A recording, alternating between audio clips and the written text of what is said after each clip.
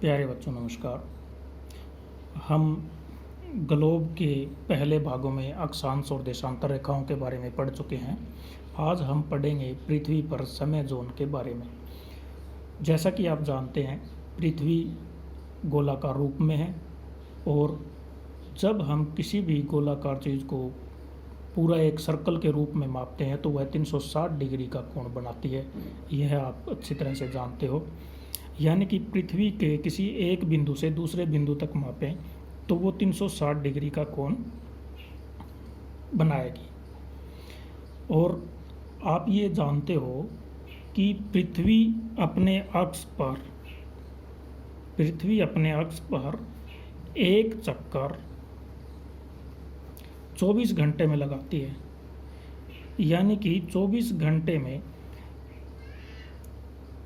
एक चक्कर यदि लगाती है तो वो 360 डिग्री को तय कर लेती है। अब 360 डिग्री को 24 घंटे से अगर हम भाग दें तो एक घंटे में पृथ्वी कितने डिग्री घूम जाती है, उसका आंसर हमारे पास आ जाएगा। जैसे कि एक घंटे में कितने डिग्री पृथ्वी घूमेगी, वो डिग्री आ जाएगी हमारे पास। 360 डिग्री को यदि हम 24 से भाग दें तो यह 15 आएगा, 15 डिग्री। अर्थात एक घंटे में पृथ्वी 15 डिग्री घूम जाती है। अब आगे चल करके हम इसको मिनट में अगर देखें तो यहीं से शुरू करते हैं कि 60 मिनट, एक घंटे में 60 मिनट होते हैं। 60 मिनट में डिग्री कितनी घूम जाती है पृथ्वी? 15 डिग्री घूम जाती है। अब एक मिनट का निकाल लेते हैं। एक मिनट में डिग्री, अब 15 को किससे भाग करेंगे? 60 से। 15 चौका 60, 1/4 डिग्री, 1/4 डिग्री। अब इसी सवाल को हम दूसरे तरीके से करें कि 15 डिग्री पृथ्वी घूम जाती है,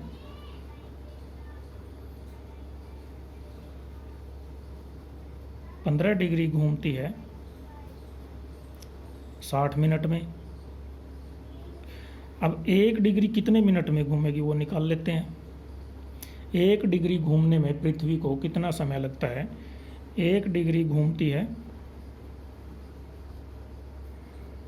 60/15 बराबर 4 मिनट। यानी कि पृथ्वी अपने अक्ष पर 1 डिग्री घूमने में 4 मिनट का समय लेती है। अब हमने जब देशांतर रेखाओं के बारे में पढ़ा था तो कुछ प्रमुख देशांतर रेखाओं की बात की थी, जिसमें से 0 डिग्री देशांतर जो है वो एक प्रमुख देशांतर रेखा थी, जिसको ग्रीनविच रेखा भी कहते हैं। ग्रीनविच रेखा, इसका दूसरा नाम है समय रेखा। इसे समय रेखा भी कहा जाता है। अब समय रेखा इसे क्यों कहा जाता है? क्योंकि यही 0 डिग्री देशांतर है जिससे हम समय की गणना करते हैं पृथ्वी के ऊपर। अब हमने देशांतर जब पढ़े थे तो 2 चीज़ें और पढ़ी थी। एक नाम था पूर्वी गोलार्ध और दूसरा था पश्चिमी गोलार्ध।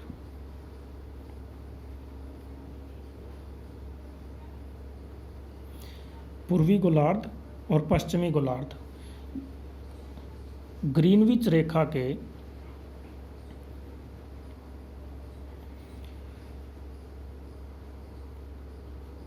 बाईं ओर, ग्रीनविच रेखा के बाईं ओर पश्चिमी गोलार्ध है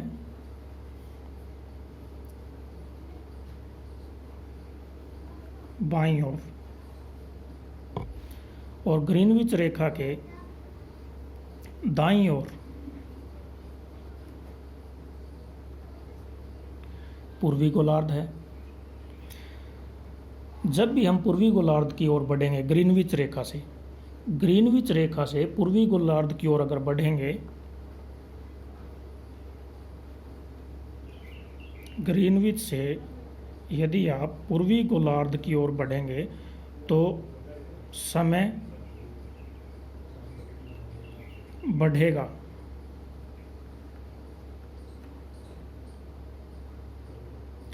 और ये बढ़ेगा कहाँ तक? जहाँ तक पूर्वी गोलार्ध की सीमा है।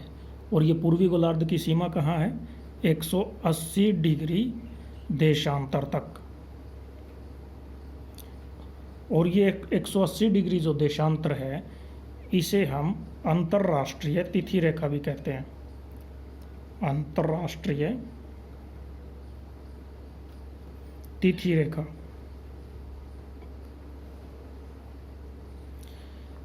इंटरनेशनल डेट लाइन, ये 180 डिग्री देशांतर पर है। यानी कि ग्रीनविच रेखा से यदि हम पूर्वी गोलार्ध में 180 डिग्री देशांतर तक, अंतर्राष्ट्रीय तिथि रेखा तक अगर चलेंगे तो समय बढ़ता जाएगा, जो कि अंतर्राष्ट्रीय तिथि रेखा के पास जाके सबसे ज़्यादा होगा। हम अभी आपको आगे बताएंगे कि कैसे होता है।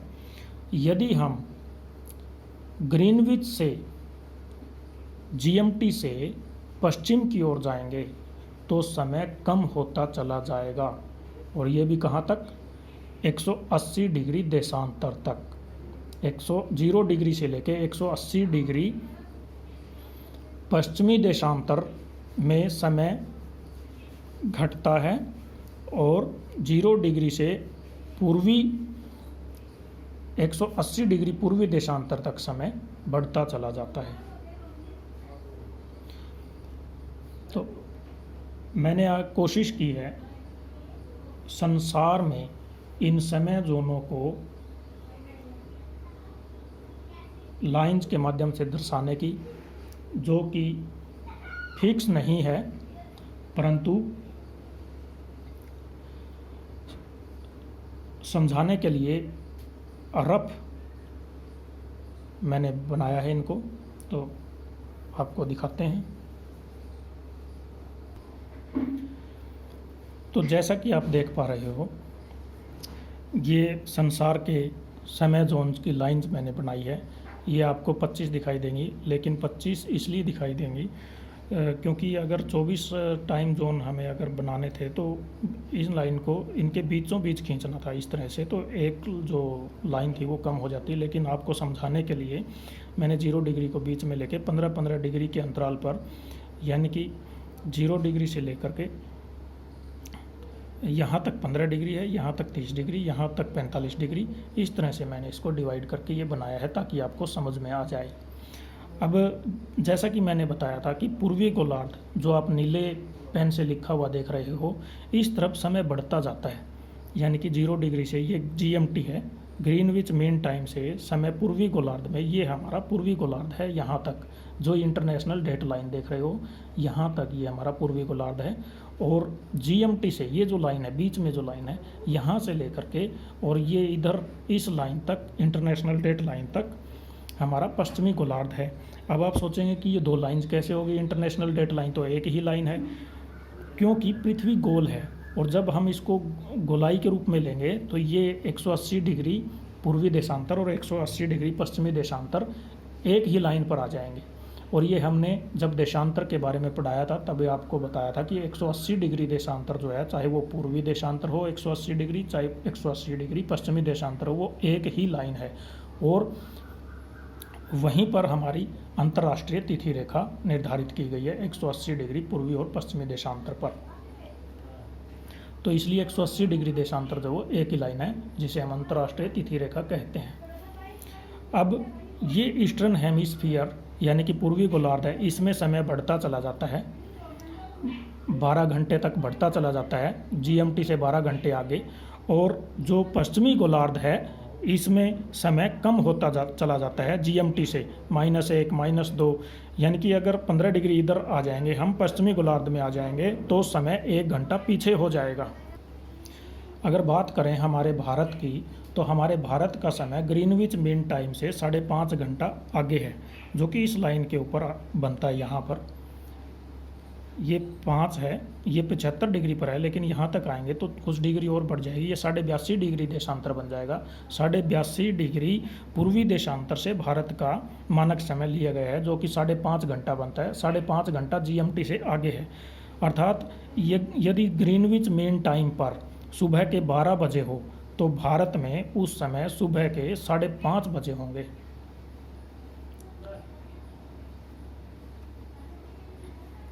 इसी तरह से विभिन्न देशों का विभिन्न समय है।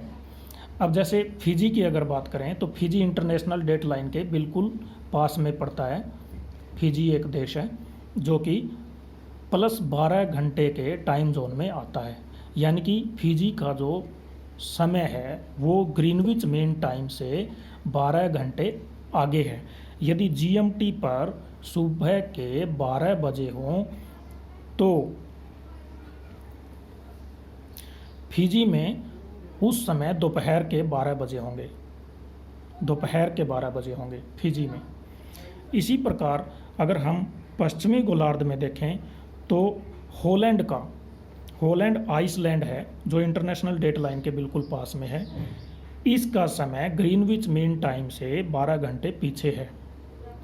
यदि ग्रीनविच मीन टाइम पर सुबह के यानी कि रात्रि 12:01 हो तो होलैंड आइसलैंड पर दिन के 12 बजे होंगे, दोपहर के 12 बजे होंगे। लेकिन ये बात हमने यहाँ भी बताई थी कि यहाँ भी दोपहर के 12 बजे होंगे, लेकिन यहाँ के दोपहर के 12 बजे में और यहाँ के दोपहर के 12 बजे में एक दिन का अंतर है। यदि यहाँ पर सोमवार के दोपहर के 12 बजते हैं तो यहाँ पर रविवार के दोपहर के 12 बजे होंगे, न कि सोमवार के। एक दिन पीछे चलता है। ये 12 घंटे का अंतर इधर हो गया माइनस में और ये 12 घंटे का इधर प्लस में अंतर है। तो कुल मिलाकर के ये 24 घंटे का अंतर फिजी में और होलैंड में है। इसको समझाने के लिए मैंने एक दूसरी टेबल आपके लिए बनाई है। चलिए उस दूसरी टेबल को दिखाते हैं आपको, वहाँ आपको अच्छे से समझ आएगा, क्योंकि उसमें हमने इंटरनेशनल डेट लाइन को बीच में लिया है, एक ही रूप में लिया है। दो अलग अलग साइड में वहाँ पर इंटरनेशनल डेट लाइन को हमने ड्रा नहीं किया है जैसे इसमें किया है। ये मैंने आपको ईस्टर्न हेमिस्फीयर और वेस्टर्न हेमिस्फीयर के बारे में बताने के लिए बनाया था कि ये इतना जो हमारा है GMT से पश्चिम की ओर ये वेस्टर्न हेमिस्फीयर है और GMT से पूर्व की ओर है ये हमारा ईस्टर्न हेमिस्फीयर है। ईस्टर्न हेमिस्फीयर में समय ज़्यादा होता चला जाता है और वेस्टर्न हेमिस्फीयर में समय कम होता चला जाता है। आइए चलते हैं दूसरी टेबल पर। अब देखिए हमने इंटरनेशनल डेट लाइन को यहाँ पे ड्रा कर लिया है, जो कि 180 डिग्री पूर्वी देशांतर और पश्चिमी देशांतर, ये भी 180 डिग्री उधर से अगर देखें तो ये पश्चिमी देशांतर है और ये इस तरफ वाला ये पूर्वी देशांतर है। दोनों ये एक ही लाइन पर है। ये जो 180 डिग्री है ये पूर्वी देशांतर और पश्चिमी देशांतर एक ही लाइन पर है, हमने पहले आपको बता दिया है।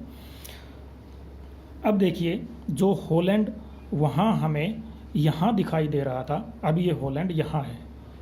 ये हमारा ड्रा करने का अंतर है कि हमने ड्रा किस तरीके से किया है। अब पृथ्वी तो गोल है, गोलाई के रूप में अब इस कागज़ पर हम आपको शो कर नहीं सकते, तो इसलिए इसमें जो समतल रूप में है उसमें इसी तरह से हमें दिखाई देगा। अब इंटरनेशनल डेट लाइन के पश्चिम की ओर होलैंड है और इंटरनेशनल डेट लाइन के इस तरफ हमारे बाईं ओर ये फिजी है। इंटरनेशनल डेट लाइन के बाईं ओर फिजी है और दाईं ओर होलैंड दिखाई दे रहा है, जो रेड पेन से आपको दिखाया गया है। अब जो होलैंड है, रेड पेन से दिखाई देने का मतलब यही है कि यहाँ पर समय पीछे चल रहा है और नीले कलर से जो दिखाया गया है वहाँ पर समय GMT से आगे चल रहा है। अब इस इंटरनेशनल डेट लाइन के यदि इस तरफ सोमवार है तो इस तरफ मंगलवार होगा, यानी कि जो वेस्टर्न हेमिस्फीयर है रेड वाली तरफ अगर हम जाएंगे तो एक दिन कम हो जाता है, एक दिन कम करना पड़ता है। अगर हम इस तरफ यात्रा करेंगे, इस तरफ अगर यात्रा करेंगे इंटरनेशनल डेट लाइन के इस यहाँ से यहाँ से अगर इस इंटरनेशनल डेट लाइन को क्रॉस करके जाएंगे तो एक दिन हमें कम करना पड़ेगा। अगर हम वेस्टर्न हेमिस्फीयर से पूर्वी हेमिस्फीयर की ओर आएंगे तो हमें एक दिन जोड़ना पड़ेगा, एक दिन ज़्यादा करना पड़ेगा। यानी कि यदि हम यहाँ से सोमवार को चलें तो यहाँ पर हमें मंगलवार करना पड़ेगा, और यदि यहाँ से हम मंगलवार को चलें तो यहाँ हमें सोमवार करना पड़ेगा। अब यहाँ एक सिचुएशन और आ जाती है जिसमें काफ़ी सारे लोगों को कन्फ्यूज़न हो जाता है। वो सिचुएशन आती है जब दिन का बिल्कुल अंतिम क्षण आ चुका हुआ होता है। जैसे यदि यहाँ पर मंगलवार है और मंगलवार रात्रि 11:50 हो चुके हैं, यानी कि मंगलवार को रात्रि 11:50 हो चुके हैं। मंगलवार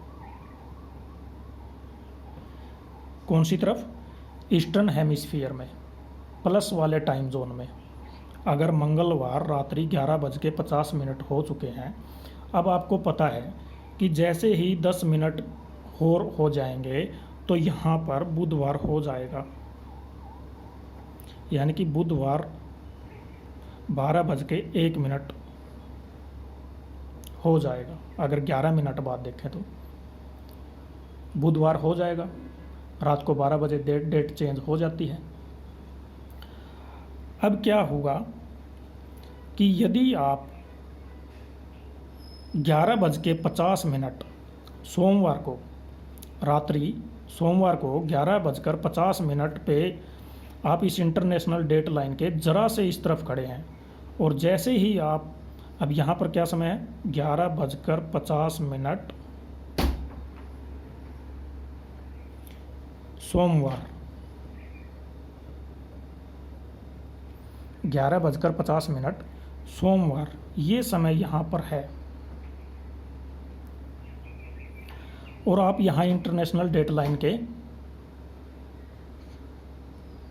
पश्चिमी गोलार्ध की ओर खड़े हैं, और आपको इस तरफ आने में 1 ही मिनट का समय लगता है।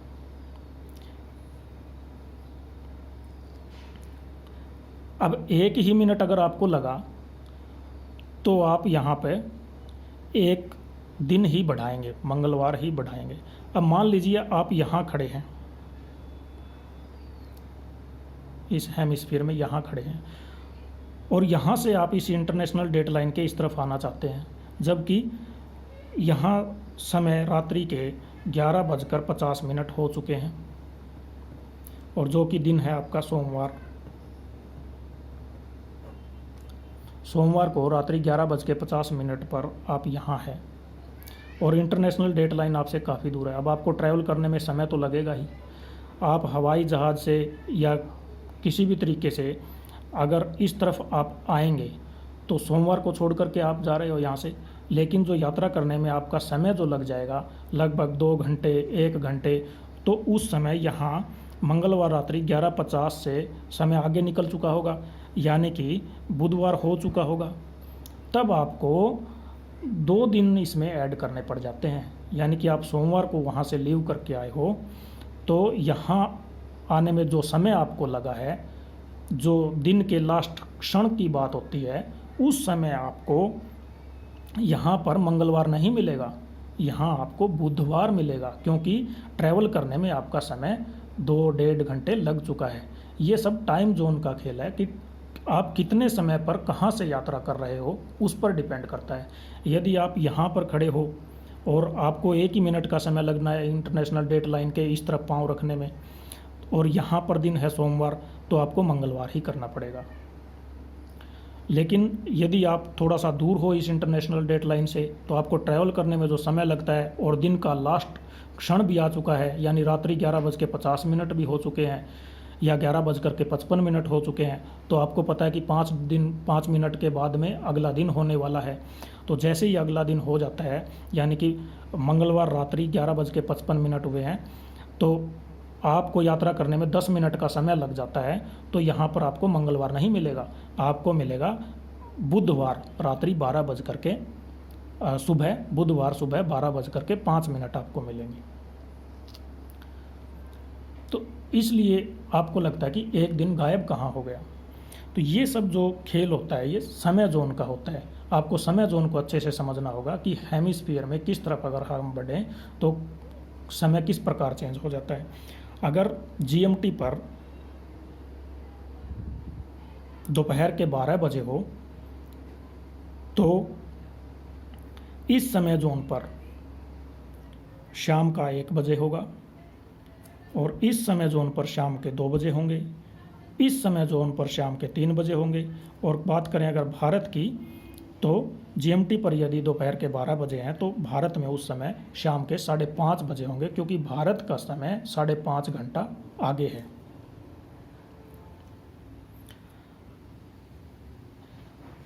अब ये बात आपको अच्छे से समझ में आ गई होगी। अब जो हॉलैंड है वो 1 दिन पीछे है और फिजी है वो 1 दिन आगे है, क्योंकि इनके बीच में इंटरनेशनल डेट लाइन आ गई है। जो फिजी है वो पूर्वी हेमिस्फीयर में है और जो हॉलैंड आइसलैंड है वो पश्चिमी हेमिस्फीयर में है। अगर हॉलैंड आइसलैंड पर सोमवार है तो फिजी में आपको मंगलवार मिलेगा। और यदि दिन का लास्ट क्षण आ चुका है, यानी कि अगला दिन बदलने वाला है, फिजी में रात्रि 11:59 हो चुके हैं मंगलवार के, तो आपको पता है कि जैसे ही 2 मिनट और हो जाएंगे तो वहाँ पर बुधवार आ जाएगा। और आप यहाँ से जाने में अगर समय ले लेते हैं 5 मिनट तो आपको यहाँ पर बुधवार मिलेगा फिजी में। अगर फिजी में मंगलवार है और आप फिजी से इस तरफ यात्रा कर रहे हैं तो आपको वेस्टर्न हेमिस्फीयर में सोमवार करना पड़ेगा। और अगर आप हॉलैंड से फिजी की तरफ यात्रा कर रहे हैं तब आपको सोमवार से मंगलवार करना पड़ेगा। आपको 1 दिन का फ़ायदा होगा, यानी 1 दिन ज़्यादा करना पड़ेगा। तो ये याद रखिए, कुछ भी मुश्किल नहीं है। अगर हम इंटरनेशनल डेट लाइन से वेस्टर्न हेमिस्फीयर में की ओर यात्रा कर रहे होते हैं तो दिन हमें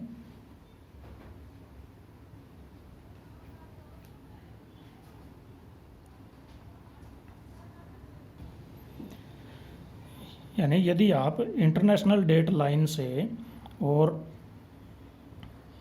दाईं ओर यात्रा कर रहे हो, वेस्टर्न हेमिस्फीयर की ओर जा रहे हो, तब आपको दिन कम करना पड़ेगा।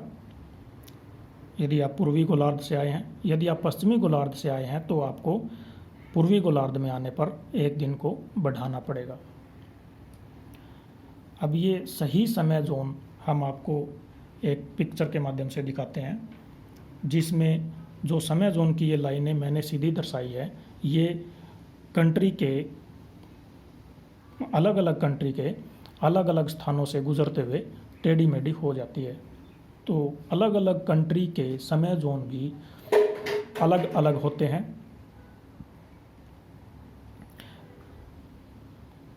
किसी किसी कंट्री के तो 1 से ज़्यादा समय जोन भी है, जैसे रूस काफ़ी बड़ा देश है तो उसने इस तरह से एरिया काफ़ी घेरा हुआ है, तो उसमें ये समय जोन कई जोन आ जाते हैं। ऐसे ही अमेरिका में भी कई समय जोन है, किरिबस में भी कई समय जोन है। तो ये सब जीएमटी से